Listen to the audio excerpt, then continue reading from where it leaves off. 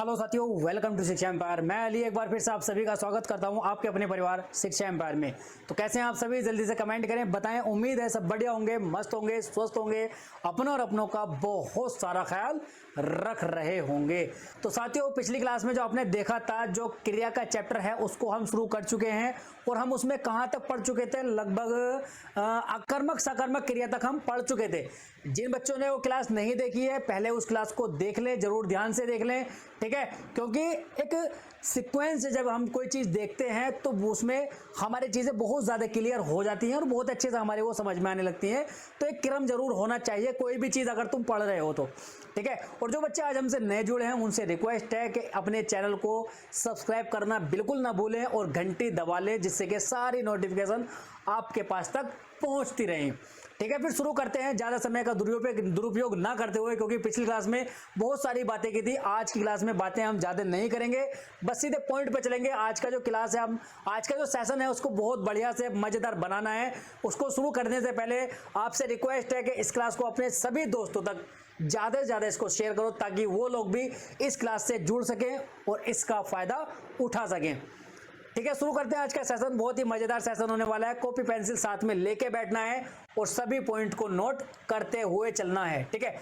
आज की जो क्लास होने वाली है यूपी की सभी परीक्षाओं के लिए होने वाली है, ठीक है, जिसमें UP TET, UPSI, RO, ARO, ठीक। क्रिया का आधा हम चैप्टर पढ़ चुके हैं पिछली क्लास में, ठीक है। ये सब हो गया था। देखते हैं कहां तक। अकर्मक, सकर्मक यहां तक हो गया था, ये भी हो गया था, ये भी द्विकर्मक यहां तक। हाँ, यहां से शुरू करेंगे। आज का जो सेशन होने वाला हमारा यहां से शुरू होगा। और इसका जो क्रिया के हम प्रकार पढ़ रहे थे, पहला प्रकार था हमारा कर्म के आधार पर क्रिया। कर्म के आधार पर क्रिया कितने प्रकार की होती है? दो प्रकार की होती है। कौन कौन सी होती है? अकर्मक क्रिया और सकर्मक क्रिया। बहुत अच्छे से, बहुत ही डिटेल में पिछली क्लास में उसको हमने डिस्कस किया है। उस क्लास को जाएं, जरूर देखें और चीजें तुम्हारी क्लियर हो जाएंगी, ठीक है। आज का जो सेशन होगा उसमें हम देखेंगे क्रिया का दूसरा भेद, वो प्रयोग या संरचना के आधार पर। प्रयोग के आधार पर, के प्रयोग कहां कहां होती है क्रिया, उसकी संरचना कैसी होती है, उसके आधार पर क्रिया के कितने भेद होते हैं, कौन कौन से होते हैं, ठीक है। अब देखो कौन कौन से होते हैं। संयुक्त क्रिया होती है हमारी, पहला आता हमारा संयुक्त क्रिया। अब संयुक्त क्रिया क्या है? संयुक्त क्रिया कौन सी होती है? देखो, संयुक्त क्रिया पहली है हमारी। संयुक्त क्रिया साधारणतः मुख्य क्रिया के साथ, जो हमारी मुख्य क्रिया होती है ना, उसी के साथ एक सहायक क्रिया का प्रयोग होता है, ठीक है। जिसमें पहली क्रिया जो होती है वो मुख्य क्रिया होती है, जो पहली क्रिया है वो मुख्य क्रिया होती है, और जो दूसरी सहायक क्रिया होती है, ठीक है, जो कि मुख्य क्रिया के अर्थ का विस्तार करती है। इस प्रकार की क्रिया को संयुक्त क्रिया कहते हैं, ठीक। देखो, सहायक क्रिया कौन कौन सी होती है यहां देखो, जैसे कि प्रेरणा पढ़ाई कर रही है, ठीक है। प्रेरणा पढ़ाई कर रही है। यहां जो मुख्य क्रिया है वो कौन सी है? वो है पढ़ाई। लेकिन उसको पूरा कौन कर रहा है? जो पढ़ाई है उसको पूरा कौन कर रहा है? वो है कर रही है। ये कर रही है, ये भी एक क्रिया है और पढ़ाई भी एक क्रिया है। तो हमारी मुख्य क्रिया कौन सी हो जाएगी? पढ़ाई। और सहायक क्रिया कौन सी होगी?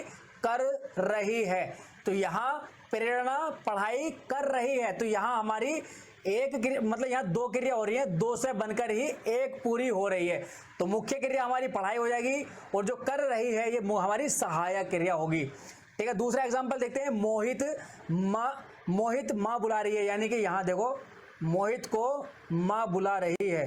देखो यहां ना यहां इसको पूरा कर लो, ये थोड़ा अधूरा है। मोहित को माँ खाना खाने को, ठीक है, क्या खाने को बुला रही है, खाना खाने को बुला रही है, ठीक है। तो यहाँ खाने जो है ये तो हमारी मुख्य क्रिया हो जाएगी, खाना खाने को। लेकिन बुला रही है ये हमारी सहायक क्रिया हो जाएगी, ठीक है। यहाँ थोड़ा अधूरा है। मोहित को माँ खाना खाने के लिए बुला रही है, खाना खाने को बुला रही है, ठीक है। तो यहां हमारा ये पूरा होगा। और दो या दो से अधिक धातुओं से मिलकर बनी क्रियाएं संयुक्त क्रिया कहलाती हैं, जैसे आ और गया, ठीक है। आ और गया, ठीक है। राजू कल दिल्ली से आ गया। राजू कल दिल्ली से आ गया। राजू कल दिल्ली से आ और गया। यहां देखो ये क्या हो जाएगी हमारी, ये होगी सहायक क्रिया और ये होगी हमारी मुख्य क्रिया। आ मतलब वो आया है ना, आना तो हो गया हमारी मुख्य क्रिया, और गया यानी कि ये हो गया हमारा सहायक क्रिया। ठीक है, जो कंप्लीट हो रही है, जो पूर्ण हो रही है, वो गया लगकर ही हो रही है, तो सहायक क्रिया हमारी गया हो जाएगी। ठीक है, तो यहां तक हमारी एक क्रिया कंप्लीट हुई जिसको हम कह रहे हैं संयुक्त क्रिया। ठीक है, अब संयुक्त क्रिया हो गई है। संयुक्त क्रिया के बाद में देखो यहां दूसरी है सहायक क्रिया। कौन सी है? सहायक क्रिया। अभी हमने देखी थी संयुक्त क्रिया, अब संयुक्त क्रिया के साथ में सहायक क्रिया जो चल रही थी वही यहां है। जब कोई मुख्य क्रिया के साथ जुड़कर अपना अर्थ खोलकर मुख्य क्रिया के अर्थ में विशेषता लाने का कार्य करता है, अपना अर्थ खोलता है और जो मुख्य क्रिया होती है, ठीक है, उसके जो अर्थ में विशेषता लाता है उसको कहते हैं हम सहायक क्रिया। ठीक है, जो मुख्य क्रिया होती है ना, मुख्य क्रिया का अर्थ ही सहायक क्रिया के साथ में लगने से पूरा होता है। जैसे आगे देखते हैं, जैसे क्या है, बच्चों बाहर आ जाओ। क्या? बच्चों बाहर आ जाओ। ठीक, अब बच्चों बाहर आ जाओ, यहां बाहर क्या है? बाहर है हमारी मुख्य क्रिया, और आ जाओ यहां है हमारी रंजक या सहायक क्रिया, और इसको रंजक क्रिया भी बोला जाता है। ठीक है, लिख लेना, मोस्ट पॉइंट है, अच्छा पॉइंट है। रंजक क्रिया किसको बोला जाता है? जो हमारी सहायक क्रिया होती है उसको रंजक क्रिया बोला जाता है। ठीक है, मदारी खेल दिखा रहा है। मदारी खेल, खेल अलग क्रिया है और दिखा रहा है वो अलग क्रिया है। जो हमें इसमें दिखा रहा है मिल रहा है ना, ये हमारी सहायक क्रिया हो रही है। मुख्य क्रिया कंप्लीट ही सहायक क्रिया के साथ में होती है जब हम देखते हैं प्रयोग या संरचना के आधार पर क्रिया। ठीक है, बात क्लियर हुई यहां तक? बोलो, बात क्लियर हुई ना? जल्दी जल्दी इसको आज कंप्लीट कर देना। देखो पिछली क्लास में एक क्लास हमारी हो गई है क्रिया की, आज की क्लास में इसको आज की क्लास में कंप्लीट कर लेंगे। ठीक है, उसके बाद में फिर कमेंट करके बता देना कौन सा ऐसा टॉपिक है जो तुम्हें हार्ड लगता हो और उसको स्टार्ट किया जाए। ठीक, ऐसे मतलब देखो हमारी जो क्वेश्चन आंसर की सीरीज चल रही थी ना, अब उसके बीच में हमने जो बच्चे कह रहे हैं कि सर इसमें हमें दिक्कत आ रही है, ये वाला टॉपिक शुरू कर दो, मतलब उन टॉपिकों को उठाया जा रहा है और उनको तुम्हारे सामने बहुत अच्छे तरीके से डिटेल में समझाकर यहाँ बताया जा रहा है। ठीक है, जिससे कि तुम्हें आगे जाके दिक्कत ना हो पाए। ठीक है, क्रिया इतने डिटेल में पढ़ा दी जाएगी कि ये लगा लो इसके बाद में तुम्हें क्रिया पढ़ने की जरूरत बिल्कुल नहीं होगी, अगर तुमने बहुत अच्छे से नोट्स बनाते हुए साथ में क्रिया पढ़ ली है तो।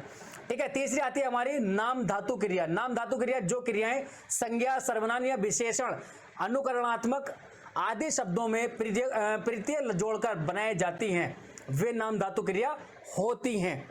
नाम धातु क्रिया होती हैं। ठीक है, अब कैसे? जैसे कि चल, चल है, अब चल में हमने प्रत्यय जोड़ दिया ना, क्या हो जाएगा हमारे यहाँ? चलना। ठीक है, इस तरह से होता है। ठीक है, देखो संज्ञा शब्दों के साथ संज्ञा शब्दों के साथ जैसे कि फिल्म है, फिल्म में हमने जोड़ा फिल्म आना, आना इसमें प्रत्यय लग गया। झूठ है, जुटलाना। लज्जा या शर्म, लजाना या शर्माना। ठीक है, टक्कर होती है, टक्कर, टक्कर। ठीक है, और टक्कर का हो जाएगा हमारा टकराना।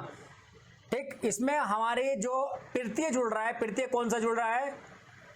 आना। ठीक है, आना इसमें प्रत्यय जुड़ रहा है। ठीक, बात से हो जाएगा बतियाना, लात से हो जाएगा लतियाना। ठीक है, लातों के भूत बातों से नहीं मानते, तो लात का हो जाएगा लतियाना। ठीक है, अब यदि हम सर्वनाम में इसको देखें तो सर्वनाम में अपना होता है या आप, इसका हो जाएगा अपनाना, आपका अपनाना हो जाएगा, साठ का सठियाना हो जाएगा।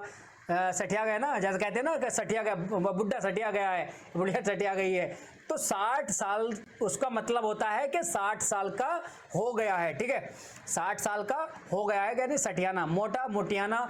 मैं का मिमियाना, मैं का मतलब मिमियाना, कहते हैं ना कि बहुत ज्यादा मिमिया रहा है, तो मतलब बहुत ज्यादा बोल रहा है।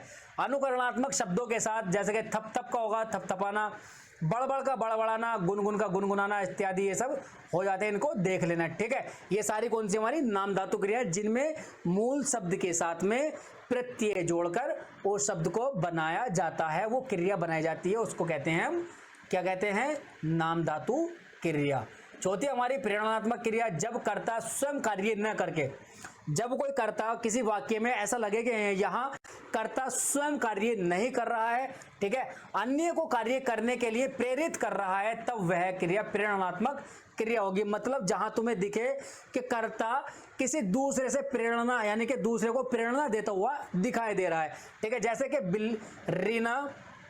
रीना बिल्ली को दूध पिलाती है। रीना खुद दूध नहीं पी रही, रीना यहाँ खुद दूध नहीं पी रही है, किसको पिला रही है, बिल्ली को पिला रही है। यानी कि दूध पीने का जो कार्य हो रहा है ना, दूध पीने की जो क्रिया हो रही है, रीना बिल्ली से करा रही है, खुद नहीं कर रही। रमा खरगोश को गाजर खिलाती है। रमा खुद नहीं खा रही, खरगोश को गाजर खिलाती है, ठीक है।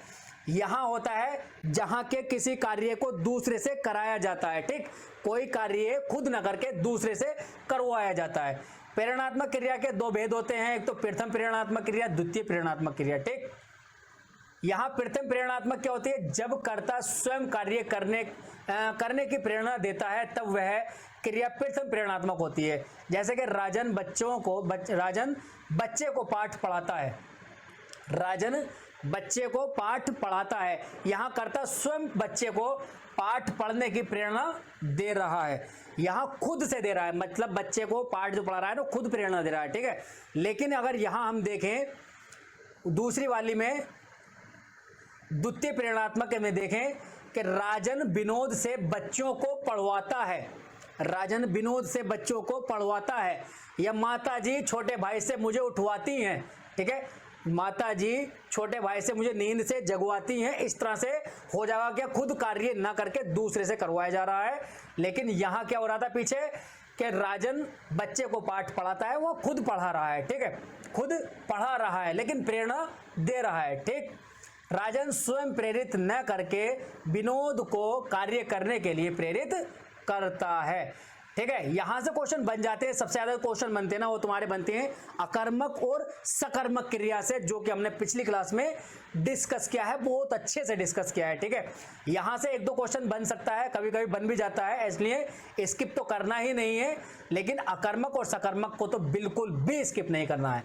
पूर्वकालिक क्रिया देखते हैं। पूर्वकालिक क्रिया मतलब मुख्य क्रिया से पहले जो पूर्वकालिक क्रिया जुड़ी होती है उसको पूर्वकालिक क्रिया कहते हैं। जैसे कि माँ